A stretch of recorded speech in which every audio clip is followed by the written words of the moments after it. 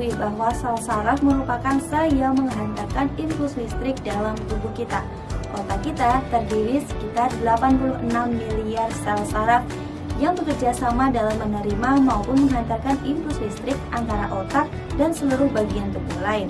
Tapi, bagaimana sih sebenarnya sel saraf atau neuron ini bekerja? Kita mulai dari strukturnya terlebih dahulu.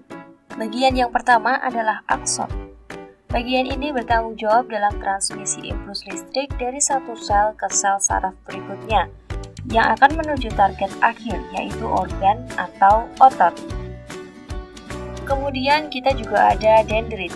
Dendrit adalah struktur yang bertanggung jawab dalam menerima impuls dari sel saraf lainnya, dari organ maupun otot ataupun dari otak. Impuls listrik ini akan bergerak dari dendrit melalui badan sel, yaitu struktur lain dari sel saraf yang berisikan nukleus, suatu organel yang berisikan material genetik yang mengatur pertumbuhan dan perkembangan dari sel saraf. Selain itu, ada banyak sel saraf yang memiliki struktur bernama selubung mielin yang membantu dalam kecepatan konduksi impuls listrik untuk melewati sel saraf. Tahukah kalian bahwa konduksi listrik di badan kita bisa mencapai 120 meter per detik di sel saraf yang mempunyai selubung mielin? Nah, kita sudah mengetahui bagian-bagian dari sel saraf. Sekarang, bagaimana cara transmisi impulsnya? Bagaimana cara otak menyuruh tangan kita untuk bergerak misalnya?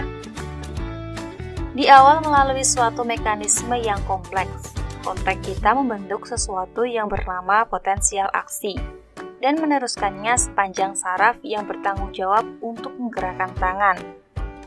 Di dalam saraf kita terdapat kabel dan di dalam kabel-kabel inilah terdapat syaraf.